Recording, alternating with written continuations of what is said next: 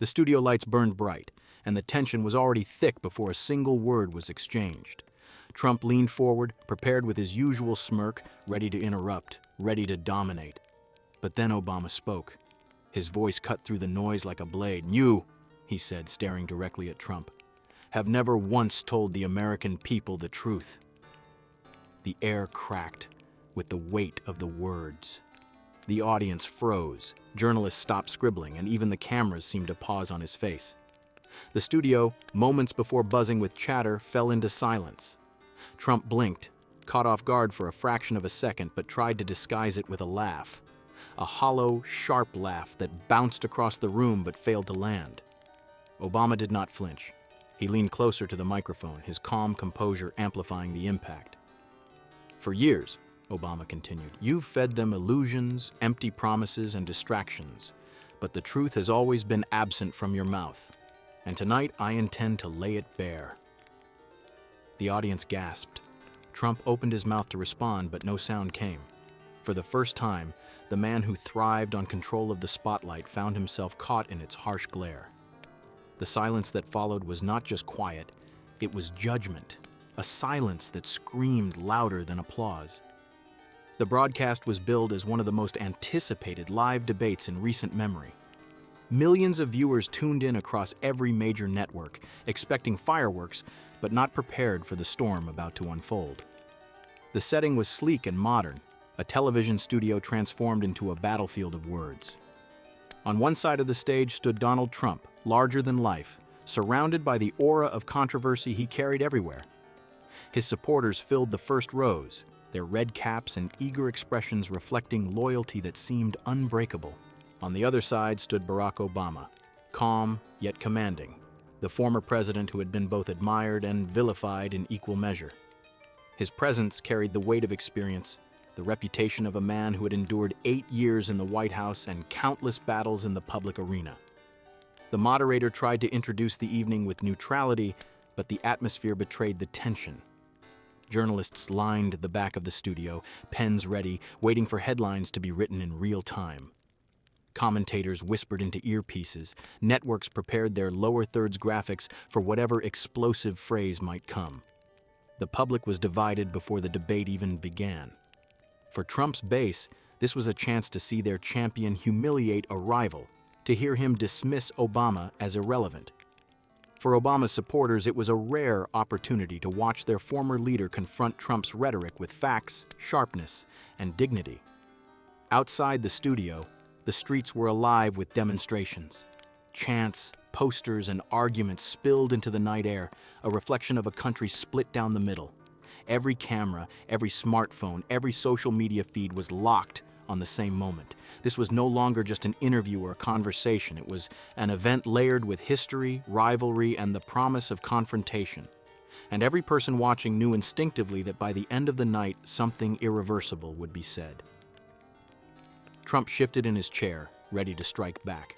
His voice rose, sharp and defiant. "Barack, you talk about truth, but nobody trusts you anymore. You left America weaker. You left chaos. I'm the one who fixed it. I'm the one who built the greatest economy this world has ever seen."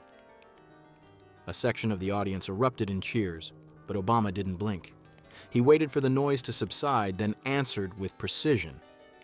"Fixed it? You inherited a recovery already underway. You claimed victories you never built. And you did it while hiding debts, shady deals, and foreign entanglements. You call that leadership?" Trump waved his hand dismissively. "More lies. That's all you know how to do.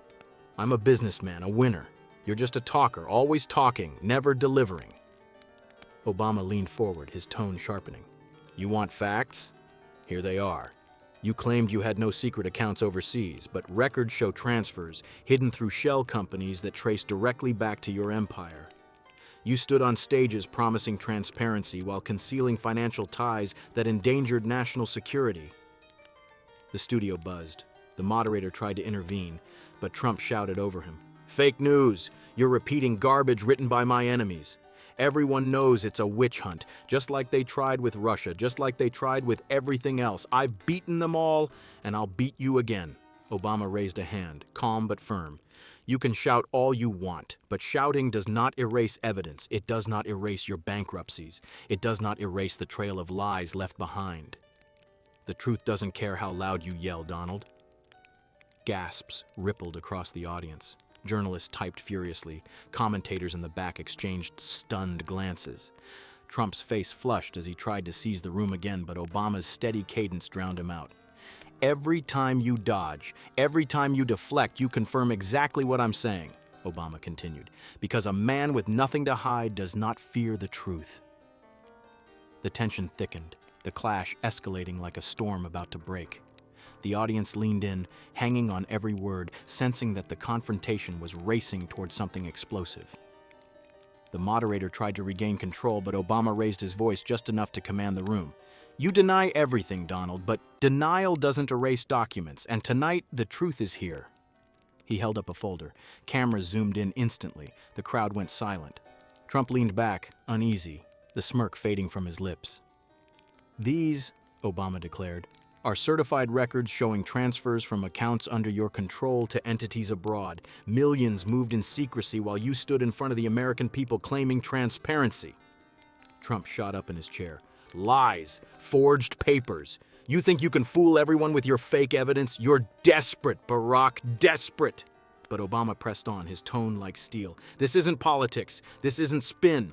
These are signed, stamped, and verified by institutions you cannot discredit. You can scream fake news all night, but these numbers don't lie. And they prove what America has suspected all along, that your loyalty was never to the people, but to your own pockets. The audience gasped. Some clapped, others jeered, but the overwhelming reaction was stunned silence. Even Trump's most loyal supporters in the studio were frozen.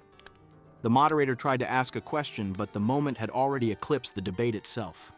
Obama leaned closer to the microphone and delivered the line that shattered the room.